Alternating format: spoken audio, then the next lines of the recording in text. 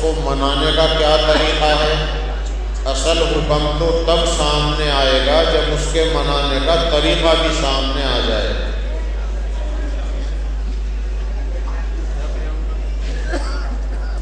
وہ تو LCD کے بارے میں یہاں کی کچھ غیور غیرت مند بچیاں سوال کر رہی تھی میرے سے کہ LCD لگانا کیسا ہے؟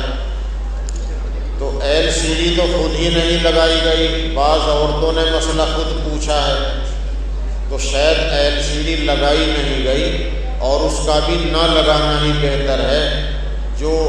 جن جلسوں کا کچھ اور مقصد بھی ہوتا ہے تبلیغ کے علاوہ، جیسے جمعیت علماء کے جلسے ہوتے ہیں، سرکار تک، میڈیا تک، اور اسی طرح دور دراز تک بات پہنچانا مقصد ہوتا ہے، تو وہاں یہ چیز لگائی جاتی ہے۔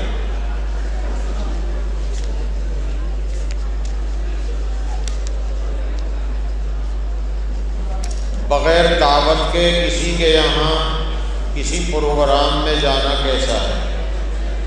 بغیر دعوت کے دعوت میں جانا جائز نہیں۔ حدیث شریف میں ہے جو آدمی بغیر بلایا کسی تقریب میں جاتا ہے وہ چور بن کے جاتا ہے، ڈاکو بن کے نکلتا ہے۔ یعنی اس حدیث میں اس کی برائی کو بیان کیا گیا ہے۔ اپنی دعوت کی جگہ کسی اور کو بھیجنا کیسا ہے؟ اگر میزبان اس کو جائز سمجھتا ہو اور برا نہ مانتا ہو تو اپنی جگہ دوسرے کو بھیجنے کی گنجائش ہے۔ دعوت ایک آدمی کی ہے، اس میں کئی آدمیوں کا جانا کیسا ہے؟ اگر کہہ کر ایک بھی دعوت کی ہے تو پھر تو ایک سے زائد کو نہیں جانا چاہیے۔ پہلے میزبان کو اطلاع کر دے کہ بھائی میرے ساتھ کچھ افراد آ رہے ہیں، اگر اجازت ہو تو لے آؤں۔ اور کچھ لوگ ایسے ہوتے ہیں کہ ان کے ساتھ افراد کئی رہتے ہیں، جیسے مولانا عثمان صاحب پچھلے سال جلسے میں آئے تھے تو 3 گاڑیاں ان کے ساتھ تھیں۔ اب جب آپ ان کو دعوت دیں گے تو ان کے ساتھ کا عملہ بھی ساتھ آئے گا، تو کچھ حضرات ایسے بھی ہوتے ہیں ان کے ساتھ بہت لوگ رہتے ہیں، تو ان کے ساتھیوں کی بھی دعوت دلالتاً مانی جاتی ہے۔ آپ کی نیت بھی ہوتی ہے کہ ان کے ساتھیوں کی بھی دعوت ہے۔ مدرسے کا قرض مسجد پر ہے تو مسجد کے ذمہ دار کو پہلے مسجد کو شاندار بنانا چاہیے یا قرض اتارنا چاہیے؟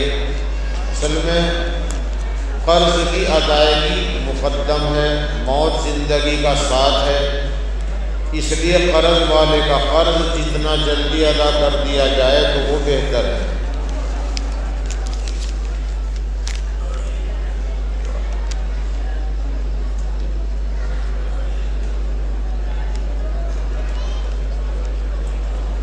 یہ چیزیں سبھی کو معلوم ہے، جو کسی کی طرف سے پرچی آئی ہے کہ یتیم لڑکیوں کی زمین ناحق دبانا کیسا ہے، جبکہ لڑکیوں کو بھائی بھی نہ ہو اور اوپر سے جھوٹ بھی بول رہے ہوں۔ تو دیکھیے سبھی جانتے ہیں کہ زمین دبانا کسی کا بھی، یتیم ہو یا بے یتیم ہو، کسی کی بھی زمین دبانا جائز نہیں، حق تلفی حرام ہے۔ حدیث میں ہے کہ ایک بالشت زمین اگر ناجائز دبائی تو اتنی ہی زمین کے 7 زمینوں کا طوق بنا کر، جتنی زمین دبائی ہے، زمینیں 7 ہیں، تو 7 زمینوں کا طوق بنا کر گلے میں ڈالا جائے گا۔ ساری دنیا آدم علیہ السلام سے لے کے قیامت تک سب دیکھیں گے کہ یہ آدمی سب سے بڑا زمین مافیا تھا اور اس نے لوگوں کی زمین دبا رکھی ہے۔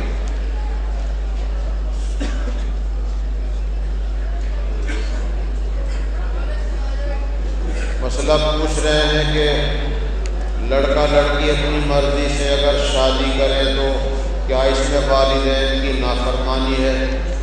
دیکھیے، بالغ ہونے کے بعد اپنے مذہب میں، اپنے کفو میں، بالغ ہونے کے بعد اگر کوئی نکاح کر لے تو نکاح تو ہو جاتا ہے، لیکن ماں باپ کی مرضی کے بغیر کرنا اچھا نہیں۔ کیوں؟